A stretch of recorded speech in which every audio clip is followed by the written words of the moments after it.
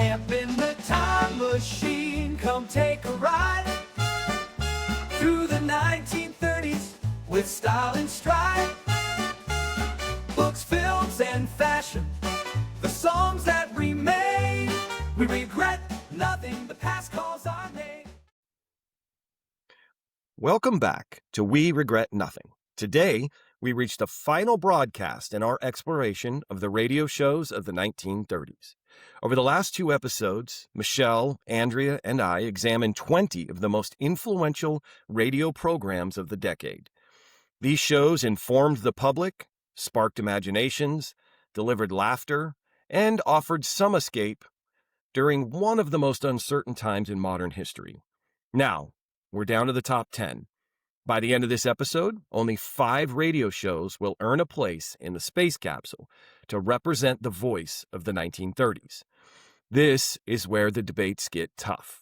Cultural reach versus artistic innovation. Comfort versus disruption. Some of these shows shaped future genres. Others shaped daily life.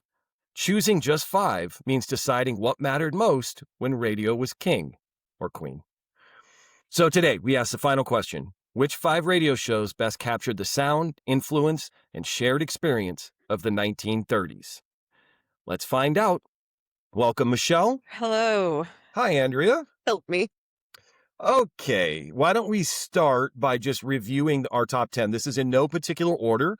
We have Guiding Light, The Shadow, The Jack Benny Program, Lux Radio Theater, The Lone Ranger, Lights Out, Major Beau's Amateur Hour, Fireside Chats, War of the Worlds, and the Chase and Sanborn Hour. I guess let's just start at the top with Guiding Light. Andrea, anything about, we went over these shows in depth, so I just want to give both of you a chance to add any last minute thoughts about them. No, I mean, Guiding Light sure stuck around for. Is Guiding Light still on TV?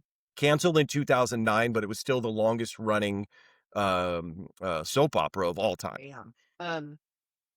Yeah, I will tell you this. This is why I didn't even have one for You Get One. This has been the hardest time I've ever had, is this category. This decade, this category. I do not know why. Oh, I was going to ask why. It's interesting. So radio shows of the 30s has been your biggest obstacle so far. And it's like, it's honestly, it's making me irritated. Oh, I thought that was just me. Okay, Michelle, anything about Guiding Light? No. Okay, so I like I said, I feel like we went over the show in great depth. For several of these, what I wanted to talk about is actually the people behind the show. So we mentioned this is from Erna Phillips. And I just wanted to talk about Erna Phillips just a little bit more in depth than we did before. Erna was one of 10 children born to a German Jewish family in Chicago. So 10 kids. Get off that woman. Her father dies when she's 8, leaving her mother alone to raise 10 kids.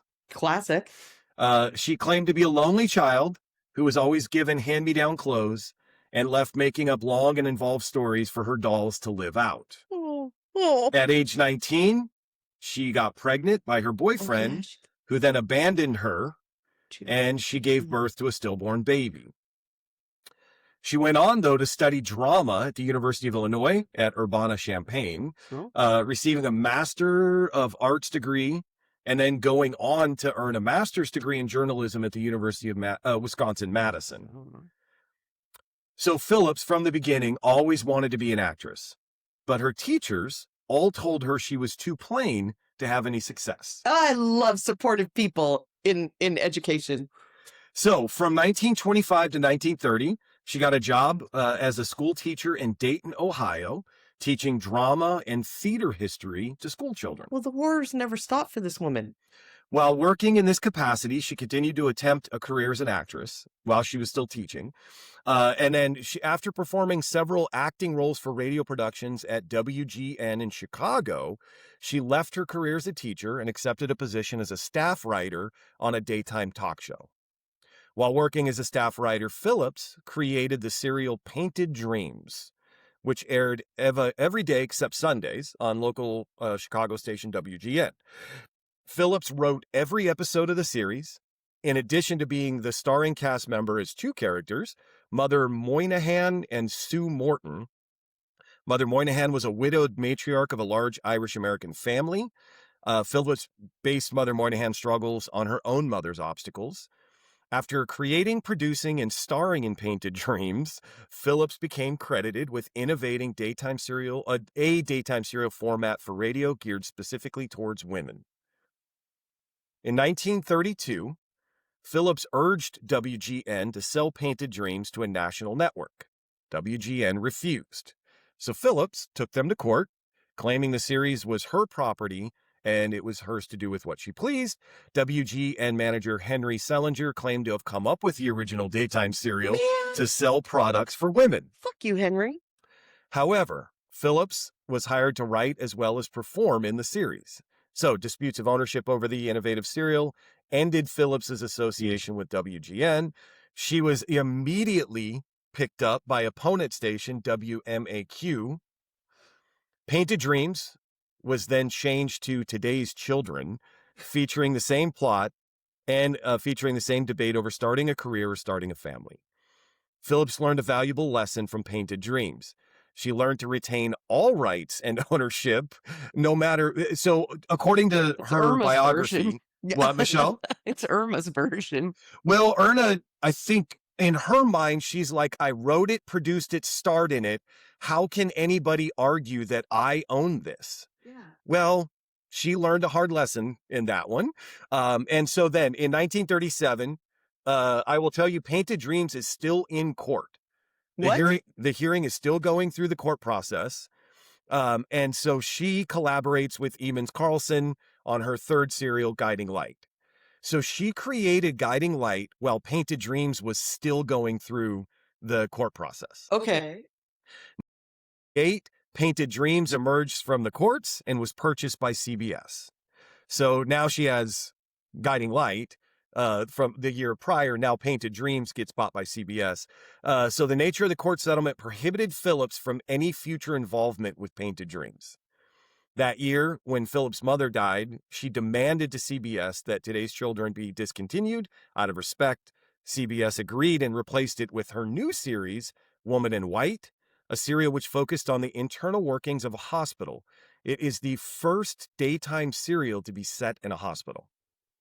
Take that, General Hospital. I loved General Hospital, man. In the 40s. Now, I know we're talking 30s, but I wanted to talk about Erna because there's a couple more things down the line that I found interesting. You may or may not know. But in the 40s, Phillips wrote 2 million words a year, dictated 6 to 8 hours a day, and was earning $250,000 per year.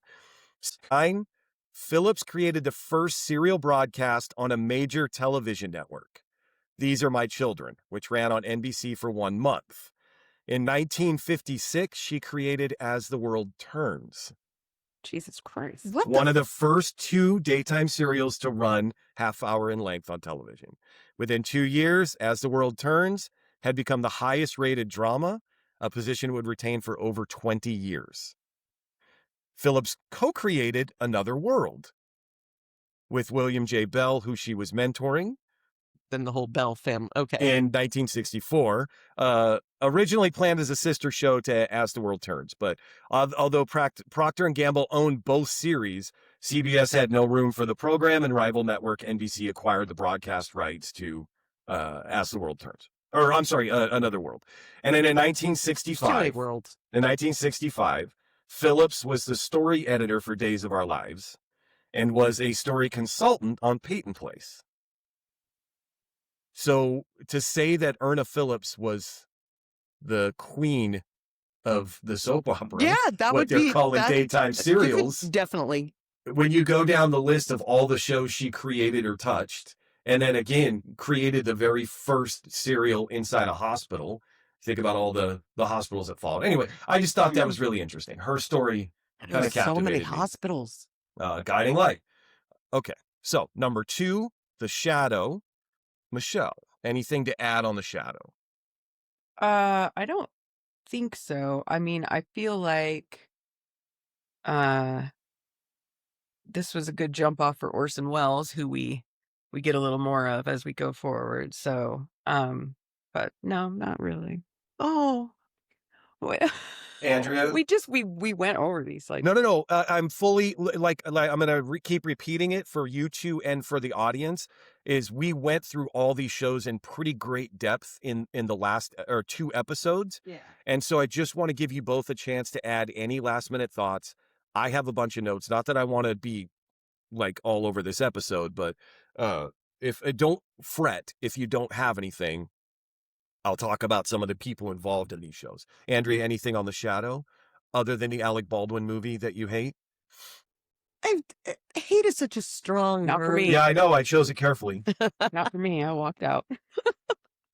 Oh, maybe it was Michelle with the walked hate on. Yeah, She Michelle walked out of that movie. Yeah, we walked out. Hey, listen, we're not talking about movies from the 90s right now, Oh, but you brought it up. the premise of that and who was in that movie should have been good. But we could probably say that about a lot of I movies don't think that I weren't watched good. it. I've seen it. I haven't. It was not good.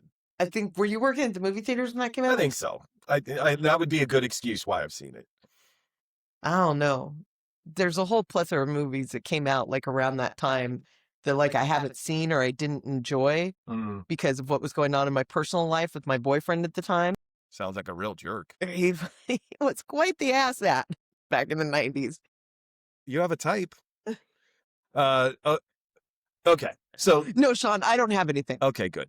That's fine. The Shadow. So we talked in the beginning about, The Shadow was a narrator for detective stories. He didn't have his own thing. And then when he started to get popular, Walter B. Gibson was tapped to write all of the stories and shows for The Shadow. So Walter Brown Gibson, born September 12th, 1897 in the Germantown neighborhood of Philadelphia. And then Gibson graduates from Colgate University in 1920 and immediately began working for newspapers in his native Philadelphia as a reporter and crossword puzzle writer, specifically for the North American and later the Evening Ledger. What's that, Shell? Nothing. I just feel like I'm gonna have Tourette's over here today, where I just like shout things out. Like, Okay. I'm fine. I'm sorry. I just don't want to miss any of the gold that you two are presenting. So in It's gold. You'll hear it out loud. Okay. In 1924, he provided illustrated single-page articles for Science and Innovation magazine describing various tricks and puzzles. So that's the thing that I'll come back to that, actually. A little bit more. In 1927, he founded and edited the pulp magazine Tales of Magic and Mystery, which ran for 5 issues, ending in April 1928. 5 issues? 5 issues. Oh, that's a barn burner, isn't it? In 1928, Gibson was asked by McFadden Publications to edit True Strange Stories. He did for a time under a different name, Walter Schofield, and he was commuting back and forth to New York to do that. In 1931, after submitting some crime stories for Detective Story magazine, he was asked by publisher Street and Smith to produce the first print adventure of the Shadow, who, like I said, at that stage was merely a voice, the mysterious narrator of the Street and Smith sponsored Detective Stories radio drama. It was Gibson who created all the mythos and characterization of the Shadow, including his alter ego of wealthy playboy Lamont Cranston. The White Boss family from the Gibson created all of that, right? So the popularity of the radio show's narrator inspired the show's sponsors to translate the character into print, and Gibson was asked to produce 75,000 words for the first quarterly issue of the Shadow pulp magazine. 75,000 words. This first Shadow story was published on April 1, 1931, just 9 months after the character's appearance on the airwaves.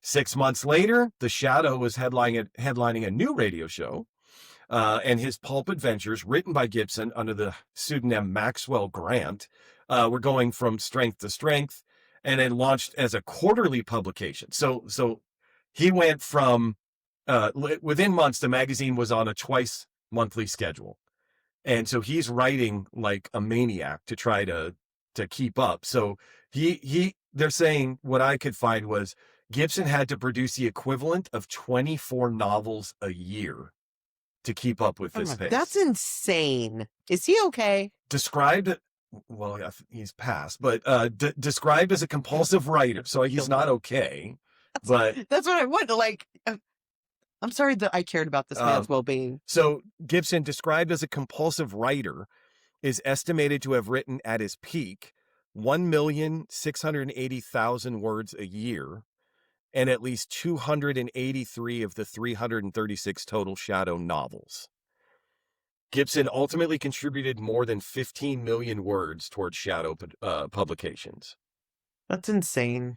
As the Shadow character spun off into daily syndicated comic strips, monthly comic books, movies, and parlor games, Gibson went with the Shadow, scripting many of those comic book stories and the syndicated newspaper daily, as well as serving as consultant on the very popular Sunday night radio show. Gibson is recognized as the creator of much of the Shadow's mythos, like I said, but his tales often conflict with the better-known radio show version. For example, Gibson's Shadow is actually a guy named Kent Allard, a former World War I aviator who sometimes posed as Playboy Lamont Cranston. On the radio show, the Shadow was Cranston, a wealthy young man about town. Similarly, excuse me, the Shadow companion Margot Lane arose not from the novels that Gibson wrote, but from the radio program because they needed a female voice for the show. In 1941, Gibson grudgingly added Margot Lane to the pulp stories. And so here's what I wanted to get to. Gibson wrote more than 100 books on magic, psychic phenomenon, true crime, mysteries, rope knots, yoga, hypnotism, and games. He also served as the ghostwriter for most of the books on magic written by Harry Houdini. He is a longtime magician, was friends with Houdini, and wrote, I couldn't find the true number, but it says most, if not all, were ghost written by Gibson. He introduced the Chinese linking rings trick to America. He actually brought that trick to America, but he also invented, if you've ever seen the nickels to dimes trick, it's pretty popular. It's still sold in magic stores today. Gibson invented that trick. Where you take a stack of nickels, put a cap on it, and when you pull it off, they're dimes. Yeah. He invented that trick. It's still sold, like I said, in magic stores today. So after Houdini died, Houdini was known for his investigations into and exposure of false mediums. And so after his death, his wife, Bess, held seances for 10 years in an attempt to contact the deceased magician. She then passed the role on to Gibson, who ran the seances from the late 60s to the 1980s. I told you I had a bunch of crazy stuff on people. I'm going to do what I'm interested in. But number 3, the Jack Benny program. Andrea, any additional things about your boy Jack Benny? No. Michelle? No, just that, it's pretty important base that, it's the blueprint for all these sitcoms that everybody watches now. Yeah. So, he was not born Jack Benny. Benny was born Benjamin Kubelski on February 14th, 1894 in Chicago, but then grew up in nearby Waukegan. He was the son of Jewish immigrants, Meyer Kubleski and Naomi Emma, both who immigrated to the U.S. from the Russian Empire. His father was a saloon owner and later a haberdasher. What's a haberdasher? Hat maker. Hat maker. I knew that. Sorry. Who immigrated to the U.S. from Congress, Poland, which was then part of the Russian Empire. And then Emma, a Lithuanian Jewish woman, also came from the Russian Empire. His parents, I'm sure you two know this. There's things I just don't know, and I'm fascinated to learn. His parents gave him a half-size violin for his 6th birthday in 1900. And he started taking violin lessons from Professor Harlow in Waukegan, who charged 50 cents per lesson. He was considered a prodigy by the age of 8. Benny was making frequent trips to Chicago with his mother to study under Hugo Kortchak at the Chicago Musical College. At the age of 8, by the way. I flew by that pretty quick. He was, at the age of 8, studying at the Chicago Musical College. He loved the instrument, but hated to practice. I just wanted to throw in, anyway. At 14, Benny was playing in dance bands and his high school orchestra. But like I said, he didn't like to practice. Benny was a bit of a dreamer, poor at studies, so he dropped out of school and music lessons in the 9th grade. He later tried business school, did poorly, and then tried to join his father's haberdashery business, and that didn't go well either. In 1911, he began playing the violin in local vaudeville theaters for $7.50 a week. $260 now, but still not great. But so that same year, Benny was playing in the same theater as the Marx Brothers, very young Marx Brothers. Minnie, their mother, enjoyed Benny's violin playing so much that she invited him to accompany her boys in their act. Benny's parents refused to let their son go on the road at 17, but it was the beginning of a very long friendship with the Marx Brothers, especially Zeppo. I couldn't find why, but Benny and Zeppo were very, very close. The next year, Benny formed a vaudeville musical duo with pianist Kara Salisbury. This angered famous violinist Jan Kubelik, who feared that the young vaudevillian with a similar name would damage his reputation. So he was, at that time, Benny Kubelski, and played the violin. And so there was a violinist, Jan Kubelik. I just couldn't find it. It's not even close. Anyway, but so under legal pressure, Benjamin Kubelski agreed to change his name to Ben K. Benny, sometimes just spelled Benny. When Salisbury left the act, Benny found a new pianist, Lyman Woods, and renamed the act from Grand Opera to Ragtime. They worked together for 5 years, slowly integrated comedy elements into the show. 1918, Benny left show business briefly to join the United States Navy during World War I, often entertaining fellow sailors with his violin playing. One evening, his violin performance was booed by the sailors. So, with prompting from a fellow sailor and actor, Pat O'Brien, he ad-libbed his way out of the jam and left everybody laughing. So that began the idea of comedy and violin for him. So he received more comedy spots in the venues and did well, earning a reputation as a comedian first, musician second. Benny achieved the rank of seaman first class. His naval service ended in 1921. Right after that, Benny developed a one-man act, Benny K. Benny Fiddle Phonology. He then received legal pressure from Ben Burney, a patter and fiddle performer, regarding the name. I'm sorry, a patter? Like Patter and fiddle. Like pitter patter? I think so. Let's get at her. So Benny finally just adopted a sailor's nickname of Jack. He is now Jack Benny. Yeah. So 1921, the fiddle became more of a prop. The low-key comedy took over.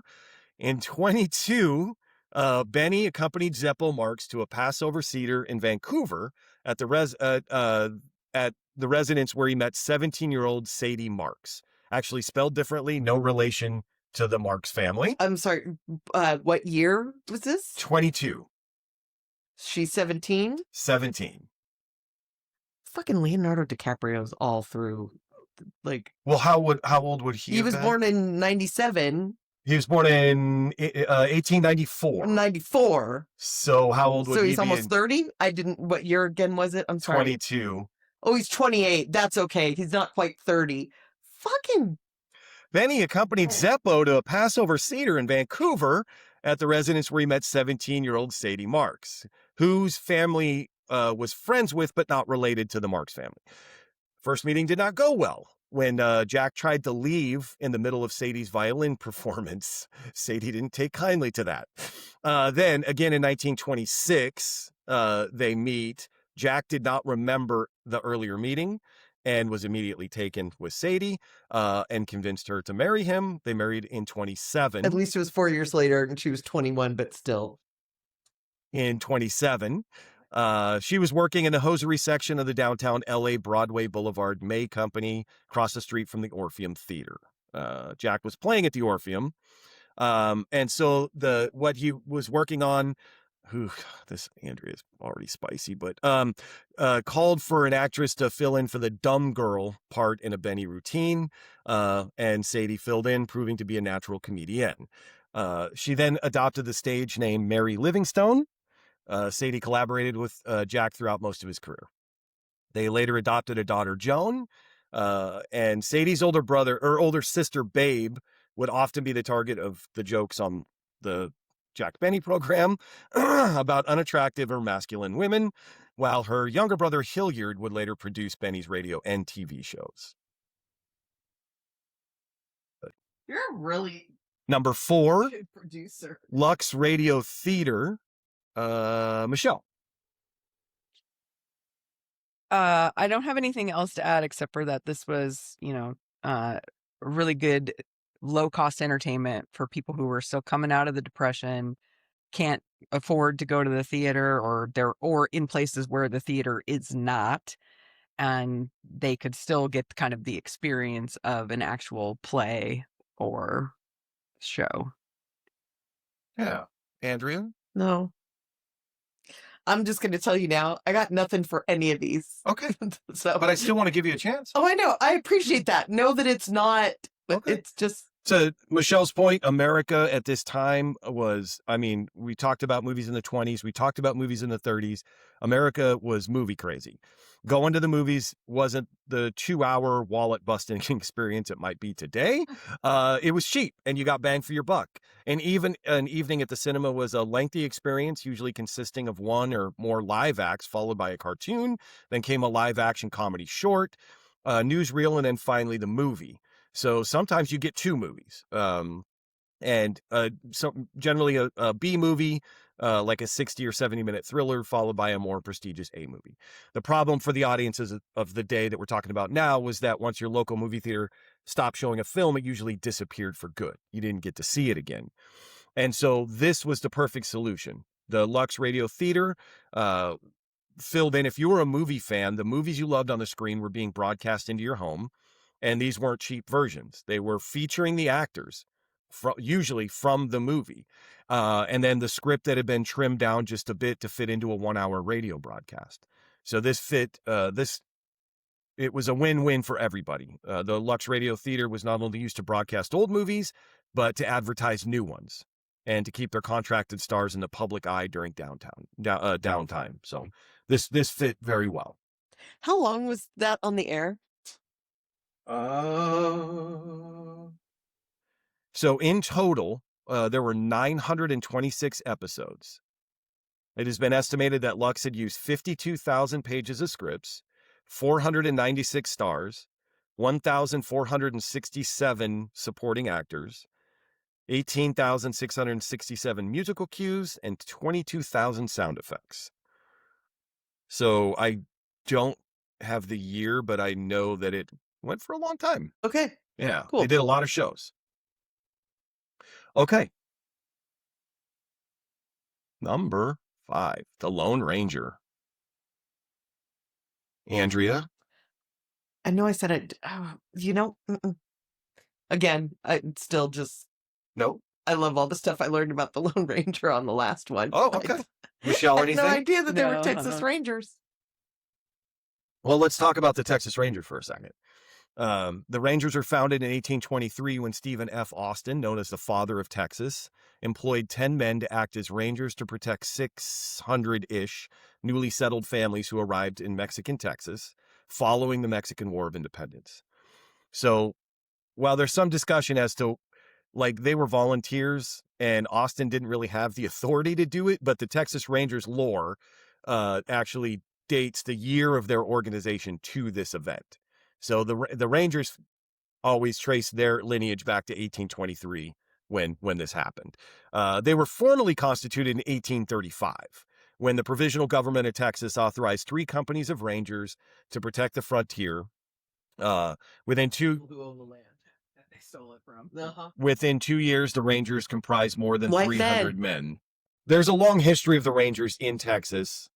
During these times, many of the Rangers' myths were born. Their success in killing notorious criminals and desperados, bank robber Sam Bass, gunfighter John Wesley Hardin, their involvement in the Mason County War, the Horrell-Higgins feud, and their decisive role in the defeat of the Comanche, Kiowa, and Apache peoples. I'm not saying shit, but So here's why I'm saying all of this. Yes. And let me just get to some more. Despite the fame for their deeds, the conduct of the Rangers during this period was found to be illegally excessive. In particular, Leander McNelly and his men used ruthless methods that often rivaled the brutality of their opponents, such as taking part in summary executions and confessions induced by torture and intimidations. In January of 1919, an investigation launched by Texas lawmaker Jose Tomas Canales found that from 300 to 5,000 people, mostly of Hispanic descent, had been killed by the Texas Rangers from 1910 to 1919, and that members of the Rangers had been involved in many acts of brutality and injustice. The Rangers were then disbanded, reformed by resolution of legislature in 1919, and then Miriam Amanda Ma Ferguson wins the Texas state governor's race, and she proceeded to fire every Texas Ranger in 1933. After Ma Ferguson fired all the Rangers, they had to rebuild the force, which didn't come with issues of its own. The new Rangers were not ready for the job, and this time marked a period in Texas filled with lawlessness and chaos. The ensuing disorganization of law enforcement in the state caused the legislature to engage a firm of consultants to reorganize the state security agencies. The consultants recommended merging the Rangers under the Texas Highway Patrol under a new agency called the Texas Department of Public Safety. So, in 1933, the Texas Rangers were not doing great. They had, come off the 1919 hearings. Everybody got fired. There was all of this. Well, 1933, the radio program The Lone Ranger debuts. And this significantly boosted the Texas Rangers' public image. So by romanticizing their lifestyle and portraying them as noble public servants, this program single-handedly shifted public focus away from the controversies and grew a great appreciation for the Rangers' purpose to protect and serve the public, which was further reinforced by subsequent television shows and films. That's horrible. That is fucking horrible. Fuck this show. Fuck those people. Okay. I could have gone my whole life without knowing that. Yeah. Fucking A. Okay. I think maybe we should just maybe skip radio shows of the 30s. Number 6, Lights Out. Michelle. Nope. But I would have 1,000% listened to this. Yeah. I've said that before, but I'd have been Have you up listened all to night any of listening these? to. I could not find any actual good recordings. Oh, I can share them with you if you Okay. want to listen to Yeah, them. I wouldn't of course advise I it. do. I've listened to 3 of them, and Yeah. I don't recommend. What, like horrible or No, it's creepy? So scary. Oh, I don't need that scary. shit. You can't even look under the haunted chest. You don't get to listen to that. Fair. That's fair. Is it really, baby? Like I would. So, yeah. Do you have anything, Edgar, about this? No, I would Okay, totally. You would have listened to it as well, both of you. Yeah. But there's a bunch of them on YouTube. But the one, so let me just talk about this one real quick, because I'll get to it. Lights Out was originally a 15-minute program created by Willis Cooper, but it was eventually expanded to 30 minutes. Cooper was a magnificent spookmaster, pioneering the use of stream of consciousness horror. Since the show aired at midnight, he didn't have to hold back on any of the chills. But in 1936, Cooper moved to Hollywood to try out his hand at film writing, where he wrote Son of Frankenstein and various Mr. Moto screenplays. Arch Oboler takes over. His debut story, Burial Services, caused such a sensation and a major controversy that it nearly ended his career. This is the story of a paralyzed 16-year-old girl who is mistakenly buried alive. Now, the broadcast so deeply unsettled listeners who had to imagine their own deceased loved ones sealed in their coffins, unable to call for help. The sheer volume of fear prompted over 50,000 letters to NBC. One of those letters, which I read, was a lady who just buried her 16-year-old daughter. And it was heartbreaking. But the controversy ultimately bolstered Oberler's career. He became a household name. The show was wildly famous because of it. But this episode was never produced again. You cannot find it anywhere. And only the script remains in the Library of Congress. But I will tell you that I watched, again on YouTube, there was a group of people who got the script and reenacted this. And it's pretty good. So you can't hear the original Burial Services, but this group that redid it, is pretty creepy, but it's so bad. I mean, she's talking the whole time about what's going on in her head. Please don't. Please don't. But the other one I listened to, yeah, that's the the other one I listened to, now I forgot the name. But it's a girl, they're in Paris and she gets buried under the Louvre. In the catacombs? Yeah. Enough of this. No. It's scary. Well, y'all said you wanted to listen to these. No. I'm just telling you, I've listened to 3 of them and I'm good. I'm not going to sleep for the next week. So, okay. Number 7, Major Beau's Amateur Hour. And that's Andrea. I just really thought that this was a cool concept. I like the whole, like, bring people up and then tour, let everybody, again, get a glimpse of them. And I liked it. And I used to go to, not American Idol, because I couldn't, but I used to go to So You Think You Can Dance when they would tour. I would watch, like, the show on, back when it was on Fox in the early, and it was really cool to see these live. So I like the concept of this. Yeah. Michelle, what she said. That okay. So the Major Beau's Amateur Hour was an American radio talent show broadcast that started in 1934, created and hosted by Edward Bose. Edward J. Bose was born on June 14th, 1874 in San Francisco, California. His father died when he was 6 years old, and young Edward worked as he could to augment the family income. He was 6. When you said that, I was just like... I didn't blink because I know our Wayne Slaughter. Yeah. So he left grammar school, worked as an office boy. Then when he was old enough, he went into real estate, where he did very well. He actually had a fortune that was wiped out in the cataclysmic 1906 San Francisco earthquake. Yeah. That's he then moved to New York City in search of other opportunities, soon realizing that the theatrical world was lucrative. So he worked busily in New York as a musical conductor, composer, and arranger. He then became managing director of New York's Capitol Theater, which he ran with military efficiency. He insisted on being addressed as Major Bose, Andrea, a nickname that sprang from his earlier military rank. So possibly. we're a little divided. No. So he was a major during World War I, but the argument is whether he was an active duty officer in World War I, or held the rank as a member of the Officer Reserve Corps during World War I. You go whichever way you believe, but he was a major during World War I. So after his successes at the Capitol, Bose was named vice president of Goldwyn Pictures Corp. in 22. Following Goldwyn's merger with Metro Pictures in 24, Bose assumed management of radio station WHN. 34, amid widespread unemployment during the Great Depression, he launched the original amateur hour on New York radio station WHN. 35, he resigned as vice president of MGM Film Corp. just before the show debuted nationally as the Major Bose Amateur Hour on NBC, sponsored by Chase and Sanborn Coffee. Did you have anything else? No. Okay. Fireside chat. Michelle. Big fan. Andrea. Okay. 2 days after he was inaugurated, FDR declares a nationwide bank holiday, temporarily shutting down the nation's entire banking system. Called into a special session, Congress passed the Emergency Banking Act on March 9th. The bill gave the federal government the power to investigate each bank's finances. Those that were judged to be healthy and stable enough would reopen on March 13th. Those Mr. Potter didn't buy out.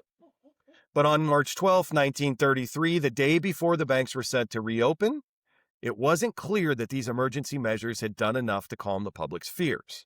That evening at 10 p.m. Eastern Time, Roosevelt addressed the nation via radio broadcast directly from the diplomatic reception room at the White House.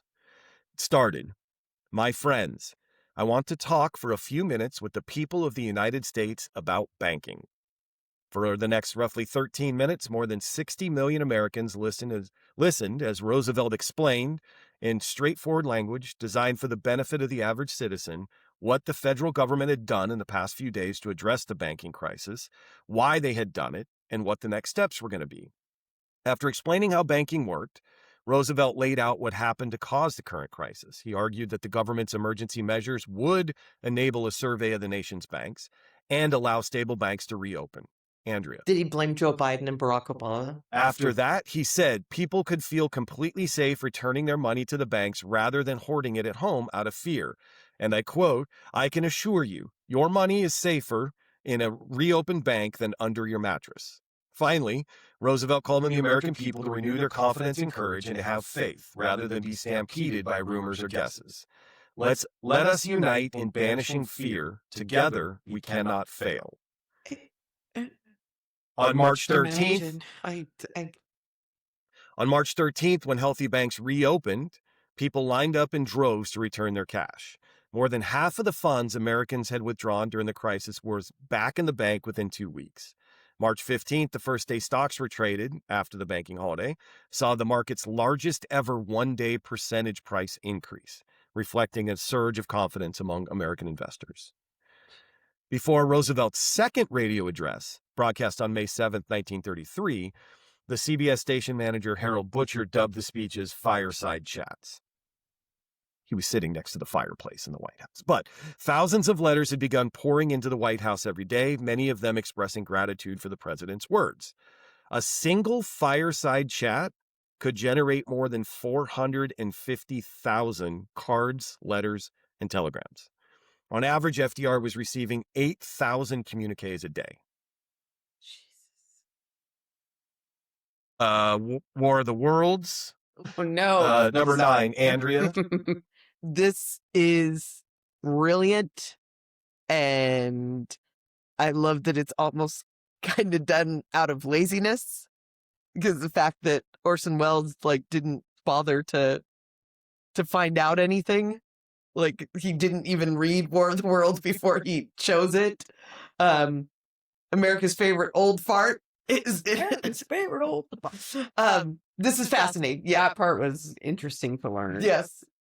We didn't know that John Houseman was connected Had to it anything to do until. with it. Yeah, produced it. Mhm. One of the producers. Michelle? I said it for her. She did. On the evening of October 30th, 1938, just before Halloween, Orson Welles, then the director and star of the radio drama series The Mercury Theater on the Air, was running through last-minute rehearsals for an innovative new broadcast. Welles was only 23 years old at the time So hot. and regarded by many as a prodigy. But this was his most ambitious project yet. An update on the War of the Worlds, a science fiction thriller by H.G. Wells, published in 1898. His plan was to bring H.G. Wells' story alive by setting it in the modern day, trying to create a sense of urgency and fear. He changed the location from England to New Jersey and had the story rewritten as a series of realistic news bulletins reporting an unstoppable alien invasion from Mars in what sounded like real time, and so blurring the lines between reality and fiction. Wells said, "We did that all very carefully and exactly reproduced what would have happened, thinking to make the whole thing more effective, but we had no idea how effective it would really be." Circumstances provided the perfect backdrop for this production. By this time, radio was rapidly replacing newspapers as the place where most Americans got their daily news. There was also a general feeling of anxiety about another conflict in Europe, and as the events that drove the world towards World War II accelerated, U.S. audiences were becoming increasingly familiar with major news events interrupting scheduled radio programs. So, at 8 p.m. Eastern Time, the broadcast began with Welles himself introducing the drama and clarifying that this was a work of fiction.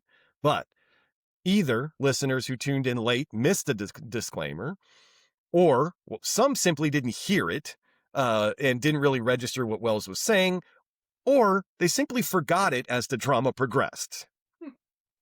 What then followed was a regular music program familiar to listeners, interrupted by a series of increasingly frantic, simulated breaking news bulletins. The actors portraying reporters and government officials breathlessly described the arrival of the alien invaders, and these descriptions were combined with chillingly realistic sound effects of the aliens' deadly heat rays and the destruction of entire cities. Radio drama's compelling effect, heightened by its documentary style and naturalistic dialogue, led some terrified listeners to genuinely mistake it for a real news broadcast. Subsequently, newspapers reported that anxious individuals, convinced the world was ending, either fled their homes or armed themselves to fight in the alien invasion. The resulting panic overloaded phone lines as alarmed listeners desperately tried to contact police and newspapers for information or reassurance. This massive influx of calls likely contributed to journalists' belief that the broadcast had triggered a widespread national panic. Chaos escalated when police arrived at CBS studio, where the drama was being performed, and a physical struggle ensued between the police officers and radio executives who were desperately attempting to prevent the police from busting in and stopping the live show. Welles claims he was unaware of what was happening as the play continued. He only realized what was happening when, mid-performance, he glanced up and noticed an increasing number of police officers accumulating in the control room. The War of the Worlds broadcast led to an immediate and intense backlash from both the media and the government. Why? After the show, Walter Winchell, on a rival network, attempted to quell the rising panic by assuring listeners, Mr. and Mrs. America, there is no cause for alarm. America has not fallen. I repeat, America has not fallen. Well, that's not going to make me feel better if I'm Joe Blow in Kanushka, New York. Is that a place? I don't think so. Okay. But America has not fallen. But you're saying it might? Like, could you say there's no fucking aliens here? No? I'm not Walter Winchell. I don't know why I you're heard going at Walter me. Winchell was a bit of a bitch. Okay. The following day, the broadcast dominated newspaper headlines with journalists using anecdotal accounts to make broad claims of widespread American hysteria, solidifying the impression that Welles' show had caused mass panic. Go outside. CBS Look out your window. CBS quickly held a press conference where Welles repeatedly denied any intention to deceive the public. The team faced threats of lawsuits and calls for tighter regulation and censorship. So the CBS and FCC, censorship. the FCC investigated and found no law had been broken. Radio networks were subsequently required to exercise greater caution with future programming. Paradoxically, the entire scandal only served to enhance Welles' reputation as a creative genius and master storyteller. You know, knowing Orson Welles, I guarantee you, just based on everything I've ever read on him, that they were like, do not go out there and say what he wanted to say was, y'all are fucking dumb. I told you in the beginning. I told you at the end. I told you like 4 times. Well, and he was doing a play at the time too, and he left the CBS studios, went to do that play because it was like a later run, and there were people outside the theater just calling for his head and shit. He just went and did the play, and then claimed he was like, I don't understand why everyone is so upset, right? So I am looking at it. Even when I first heard about, when my mom first told me about this, I think I was like 7 or 8, and because we were watching War of the Worlds and the movie, and not the Tom Cruise thing, but even then I was like, how are you going to be mad at him? You didn't listen. people don't like to admit when they're wrong. As somebody that hates to admit when she's wrong, it's like, That's why we're where we are right now. yeah, this is very true. This is true. Can we get those Martians here? Number 10, the Chase and Sanborn Hour. Michelle. I like that this started out like an umbrella show, right? That there was all kinds of stuff just in that, and then ultimately just became Edgar Bergen's show, basically. We found a Charlie McCarthy book yesterday. Oh, you did? At the Antique Mall. We did. Nice. Andrea, anything about this? I don't like ventriloquist dummies, but I know also, you don't. how great do you have to be to? And I understand Edgar Bergen was. I'm not taking that away. I'm laughing because it's like it's a ventriloquist On the radio. On the radio. Yeah. You know, so it just to me it's very much the charm of the 30s. Mm. Like, well, I mean, these are the same people that thought that Mars had attacked. So, but it's yeah, that's it. Don't like ventriloquist dummies. They'll kill you. Okay. They will. They will. We've all seen that. Yes. So the story of the Chase and Sanborn Hour actually begins not with comedy, but with music. So in 1929, the program debuts the Chase and Sanborn Choral Orchestra, a half-hour showcase of orchestral arrangements and vocal performances designed to promote its namesake sponsor, Chase and Sanborn Coffee. Is it Chase and Sanborn, or is it Chase Sanborn? Chase and Sanborn Coffee. I have been saying it wrong this entire time. My apologies. At the, Chase Sanborn, go on. Yeah, there's an and in there, I think. But at the time, radio was still finding its rhythm. Advertisers were quickly learning that entertainment was the most persuasive form of persuasion. So NBC, eager to build prestige around its Sunday night lineup, positioned this show as a refined musical offering. But by 1931, the network sensed a shift in audience appetite.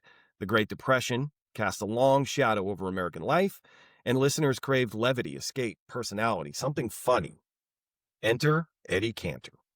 Cantor, already a vaudeville and Broadway sensation, brought a kinetic energy to the program that transformed it literally overnight. With his rapid-fire delivery, self-deprecating humor, and knack for topical jokes, Cantor turned the show into a comedic variety hour that resonated with millions. He sang, he joked, he bantered with guest stars, and he did it all with a wink that made listeners feel like insiders. Is Cantor his God-given name? Oh, I didn't look Eddie up. I don't know.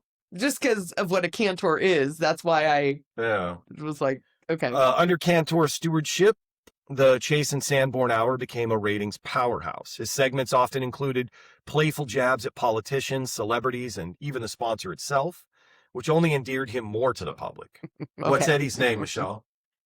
Edward Eddie Cantor, born Isidore Itzkowitz. Okay. So, Eddie Cantor, but Cantor's boldness also courted controversy. His jokes occasionally pushed boundaries, and his outspoken support for political causes, particularly his criticism of fascism and anti-Semitism, made him a lightning rod in an increasingly polarized media landscape. Despite the friction, Cantor's tenure from 1931 to 1934 laid the foundation for what this show would become, a dynamic blend of comedy, music, and star power, to Michelle's point, the umbrella under which all of this happened. It was no longer just a coffee-sponsored broadcast. It became a cultural event. And as Cantor stepped away, the show was poised for its next evolution, one that would introduce Andrea's favorite, a ventriloquist dummy. So ventriloquist dummy killed Cliff Robertson. When Edgar, Bergen, and Charlie McCarthy joined the Chase and Sanborn Hour in May of 1937, they didn't just add a new act. They actually refined what radio could be. Think about this. Bergen, a soft-spoken ventriloquist with a sharp wit, and McCarthy, his monocled, top-hatted dummy with a mischievous streak, became the most unlikely stars of the airwaves. In a medium built on sound alone, they used ventriloquism. Not only made it viable, but wildly popular. It was a paradox that delighted listeners, a wooden dummy who couldn't be seen, yet whose personality was so vivid he seemed more alive than many of the show's human guests. McCarthy was irreverent, flirtatious, and unfiltered, the perfect foil to Bergen's straight man persona. Their banter was fast, clever, and often laced with double entendre, I can't say it, that danced just beyond the reach of censors. Chemistry was electric, Bergen's timing was impeccable, and McCarthy's voice, nasal, bratty, and aristocratic, became instantly recognizable. Their routines often revolved around McCarthy's romantic escapades, his disdain for authority, and his playful insults aimed at guest stars. So we already talked about the famous Mae West episode that got her banned, and it was written by the Lights Out guy. Sorry, I just forgot his Arch. The Chase and Sanborn Hour wasn't just a popular hit, it was a blueprint. It was a blend of comedy, music, celebrity, and sponsor-driven storytelling that helped define the variety format that would later dominate television. I think Michelle said most of that. I just said it again. Okay, so that's all 10. No. I was just looking at Chase and Sanborn Coffee. I wondered if it was still, and it is. Okay, so number 1, Guiding Light, Andrea. No. Michelle. Yes. Oh, Christ. I'm wondering for Erna, because, I mean, she did it all, but. Number 2, The Shadow. Michelle. No. Andrea. Yes. Okay. Number 3, The Jack Benny Program. Andrea. Yes. Michelle. Yes. Yay.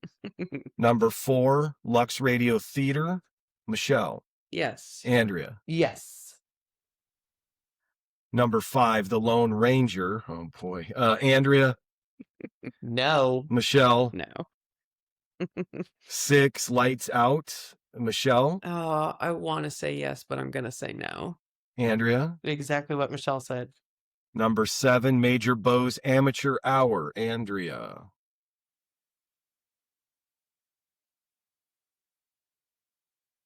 Give me just a second.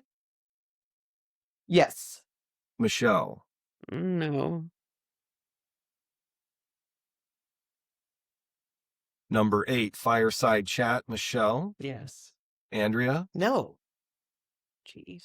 And I have a reason for that. We're going to hear it. Number 9, War of the Worlds. Andrea.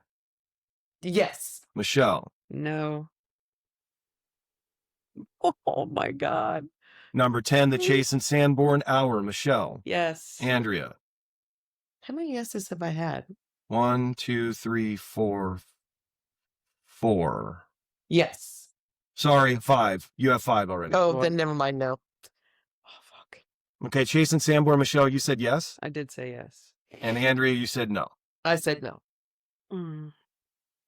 Wow. So we've agreed on 4 of them. We have 2 yeses. So Jack Benny and Lux are a yes. Mm-hmm. Mm-hmm. So we have 3 left. And Michelle is a... And let me start with Michelle's no's. Michelle's a no on The Shadow. Mm-hmm. Major Beau's. Mm-hmm. War of the Worlds. Mm-hmm. Those 3 Mm-hmm. you're no on. Mm-hmm. So let's just start at the top. Talk to me about The Shadow. I feel like we're gonna get. I get that it was like came out of nowhere, right? Like it was invented because people and it was good and ran forever. But I feel like we're gonna get a lot more suspense like stuff in the 40s, and so I don't know. I don't know that it represents the 30s necessarily. Andrea, why are you a yes on The Shadow? Actually, for exactly what Michelle said, just take the 40s out. I felt like this. Mhm. If you asked me if The Shadow, I would say the Shadow was the 30s. I did not know The Shadow was the 30s before. I knew that it was earlier. It just always kind of struck me. But now as I say this, I'm not as stricken. So are you saying no to The Shadow? I say no. Okay. And blame it on Alec Baldwin. I knew that was coming. Oh. Let's go 7, Major Beau's. Andrea, why are you a yes on that? Or no, let me ask why you're a no on Guiding Light. It doesn't say 30s to me. It doesn't seem like representative. I feel that the 40s, you get more of these soap opera-esque. Now, I understand this woman is the queen mother of but Erna and everything she's gone through isn't part of what we're doing. Yeah. And soap operas, especially radio soap operas, obviously, to me are more of a 40s thing. And maybe because it's so prevalent, then maybe that's what does it. But that is why I'm a no. Okay. Michelle, why are you a yes on Guiding Light? Thank you, Elvis. I think because it feels like, particularly the early stuff, feels very much the 30s to me, right? There was like a very religious tone to it. There was a very like, God, it was the guiding light in the how window. will you live your life now? And then, and also just that it was marketed towards women, and that this is kind of the first time we're seeing that kind of happen, where they give a damn. They don't give a damn about us, but they give a damn about what we're buying. Yeah. Oh, So- yeah. I'll change it to yes, baby. Okay, so we have I can see 3. Michelle makes a very, a very compelling argument is made by Michelle Kimberly. Oh. Sheesh. So we have 3. And so now we're down to you 2 are arguing over 2, meaning that Andrea feels like the final 2 should be Major Beau's and War of the Worlds. Michelle feels like it should be Fireside Chat and Chase and Sanborn. Wow, Is we're that just totally- fair?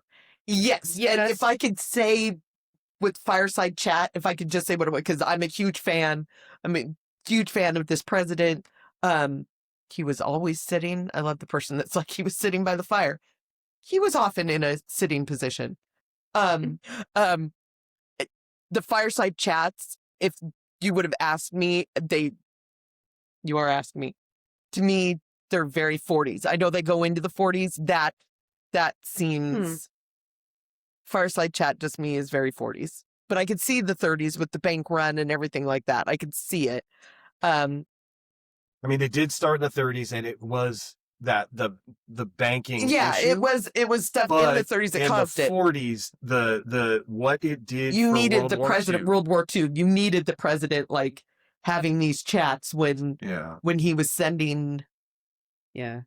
I mean, he wasn't personally sending, but when our country that he's the representative of is sending boys and women to war. I know that this is jumping ahead a little bit, but now that I'm thinking about it, looking at my notes, I will trade Chase and Sanborn for Major Bose because we already have kind of variety show-esque shit on here, right? Yes. With Jack Benny. With Jack Benny. So I will give on Major Bose because there's nothing else like that, and this is where that started.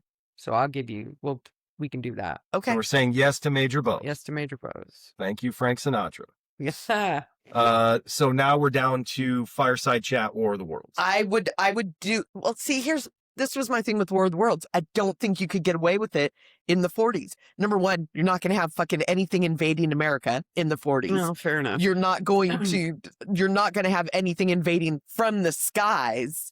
I mean, so I feel like you could only get away with it in the 30s.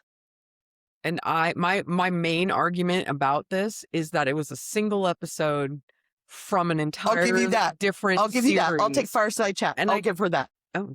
Because then it would come down to... I felt that way when I first saw it on the list too, and I was like, I know why this is impactful, and I get that it was a big fucking deal, but it was a single episode. I will.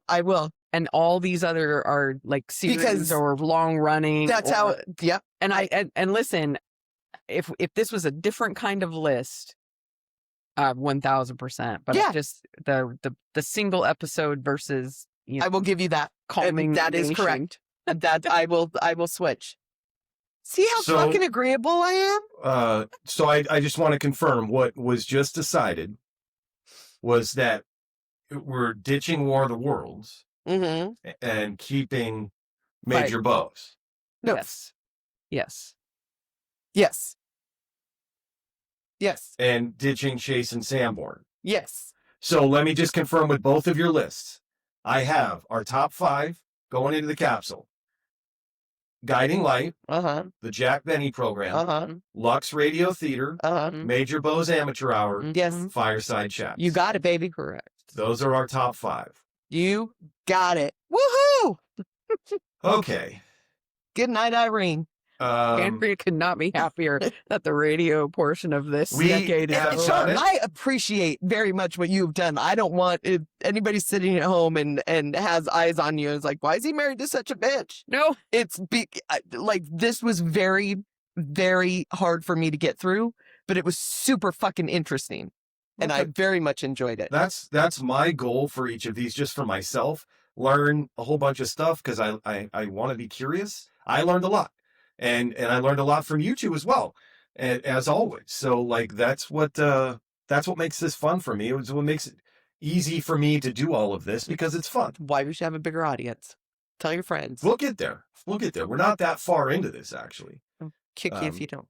Okay, let's not threaten our audience, please. Audience, I'm so sorry. Mainly for Andrea, but a little bit of Michelle. They're both spicy today. wow. I had But wine. thank you for hanging with us. So again, our top 5, Guiding Light, the Jack Benny program, Lux Radio Theater, Major Bose Amateur Hour, Fireside Chat. Let us know what you think.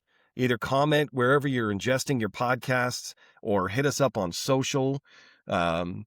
Wherever you can find us, hit us up. Let us know why we're crazy, why we're wrong. Just remember, we regret nothing. And until next time, take care of yourself. We'll see you then.